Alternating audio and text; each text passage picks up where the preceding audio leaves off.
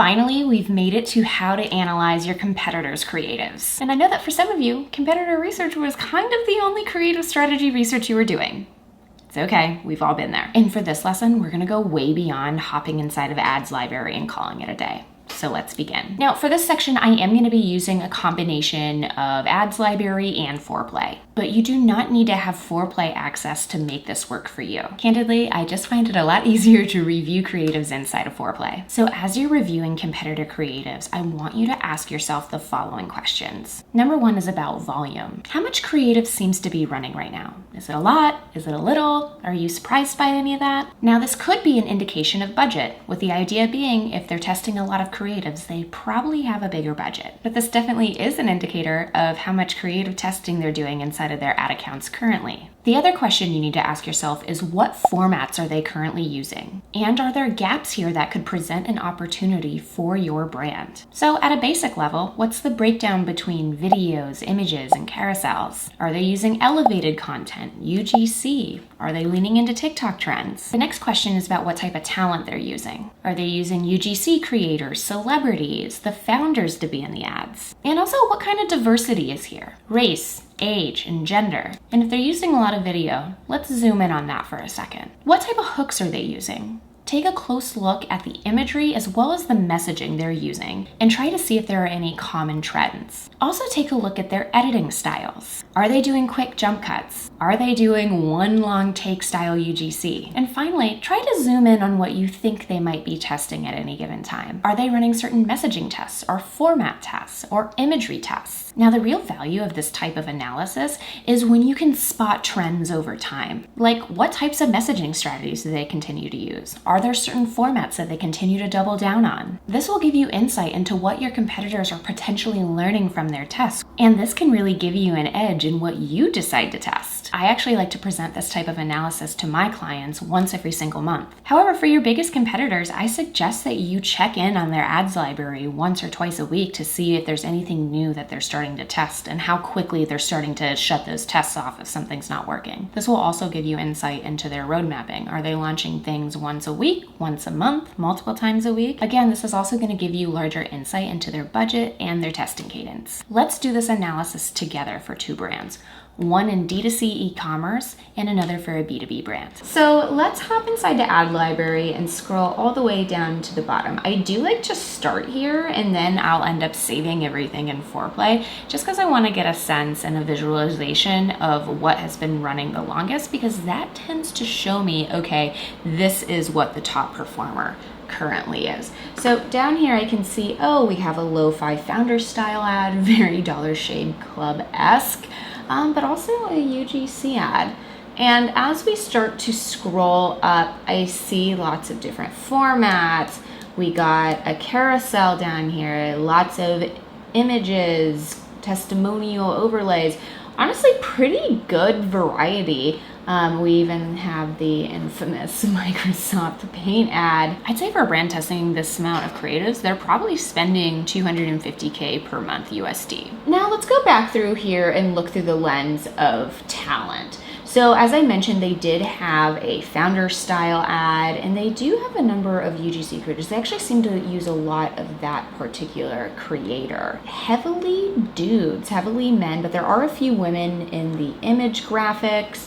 So an opportunity, I'd say, to feature more women in the UGC content as well, but that might have been something that they've tested before. And I'd say as well, potentially a little more racial and age and body type diversity is an opportunity for them.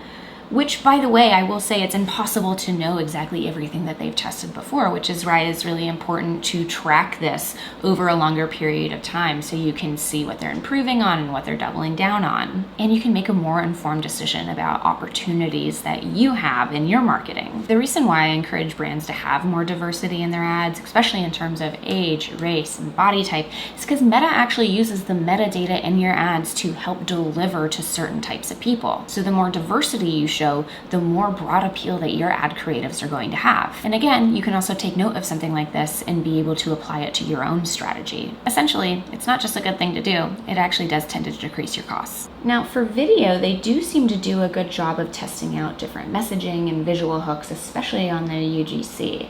However, when I'm looking at these testimonial ads. Where are those? However, when I'm looking at some of these testimonial ads, they seem to be really long. So an opportunity for them that I see is, oh, you should try finding more shorter golden nugget reviews to use in your ads. Also a real opportunity here for taboo ads just based on the nature of the product. They also tend to test out several different variants of the formats they're testing, which is really good to see. I particularly love these few ads that they're testing right here. And if I was their competitor, I would try to think about how I could do something similar to this. This is actually really similar to the Cots ad that showed, hey, employees of Google, of Slack tend to wear this. So it's like a really unique form of social proof where you're aligning with a bigger trusted brand, but you don't actually have to have the support of them.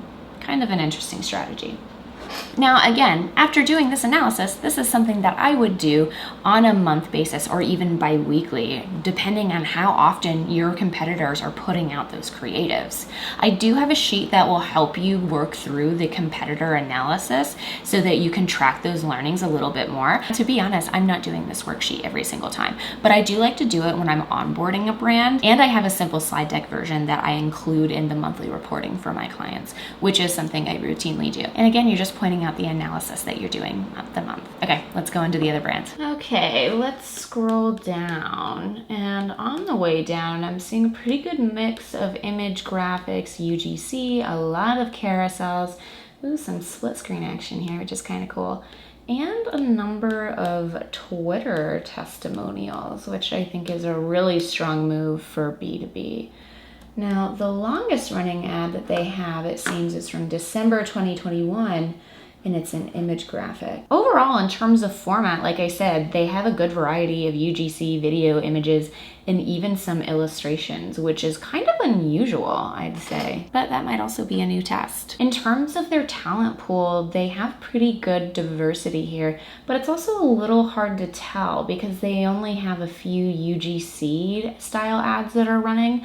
But what's kind of an interesting note for that is I actually recognize the creators that they're working with because they tend to make a lot of marketing content on TikTok. So they're people I'm familiar with, which is actually a really good strategy because other people seeing these ads are also probably familiar with them because Zapier is helping to do lots of automations for business owners, and business owners are on TikTok already consuming that content. So that's a really good strategy and something I would definitely replicate if I was a competitor of Zapier. Now, something I'm noticing here a lot too is that the word automation is used a lot in their ads, which tells me that this is likely a learning that they had from past tests. And some of those ads are more broad, while some of them are a little more niche, which is really solid, which is really cool. I will say their UGC, it seems to be a little more informational, tutorial based. So it could be kind of neat to see. So it would be neat to see more personal storytelling or more personal use cases. But I'd say overall, Zapier is doing a really good job at creative testing. They're leaning into testing out several different types of formats. They're testing out several different testimonial types. And they are leaning into UGC. I'd actually say that one of the biggest problems I have with B2B brands is they don't have enough creative diversity. So if you're a B2B brand that's on Facebook ads, Zapier is definitely one of those brands that I would keep a close eye on. Definitely a brand that I'm going to continue to follow because I think they're doing pretty good stuff that multiple industries could learn from.